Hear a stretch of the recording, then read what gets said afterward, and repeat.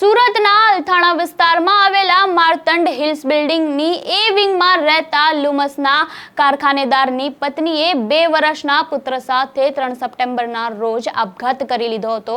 ત્યારે પટેલ પરણીતા તેમની એ વિંગમાંથી સી વિંગમાં ગઈ હતી અને જ્યાં 13મા માળેથી તેમના પુત્ર સાથે આપઘાત કરી લે છે। પહેલા પુત્રને ફેંકે છે અને તેના 12 સેકન્ડ બાદ તે પણ કૂદી જાય છે। ત્યારે માતાએ પુત્રની સાથે લઈને કયા કારણોસર આપઘાત કર્યા છે તે અંગે હજુ પણ કોઈ પણ વસ્તુ બહાર આવી નથી। જ્યારે મૃતક માતાના કપડામાંથી એક ચિઠ્ઠી મળી હોવાનું સામે આવ્યું છે, જો લોહીથી ખરડાયેલી હતી અને ફાટી જાય તેવી હાલતમાં હતી, જેથી કાગળને એફએસએલમાં મોકલવામાં આવ્યો છે। ત્યારે કાગળનો રિપોર્ટ આવ્યા બાદ જ આપઘાતનું કારણ બહાર આવી શકે તેવી પ્રબળ શક્યતા છે અને આગામી સમયમાં પરિવારના સભ્યોના પણ નિવેદન લેવામાં આવશે અને તેના મોબાઈલની જરૂરી તપાસ પણ કરવામાં આવશે। ત્યારે આપનું આ ઘટના અંગે શું કહેવું છે, અમને કમેન્ટ બોક્સમાં આપના મંતવ્યો જરૂરથી જણાવજો।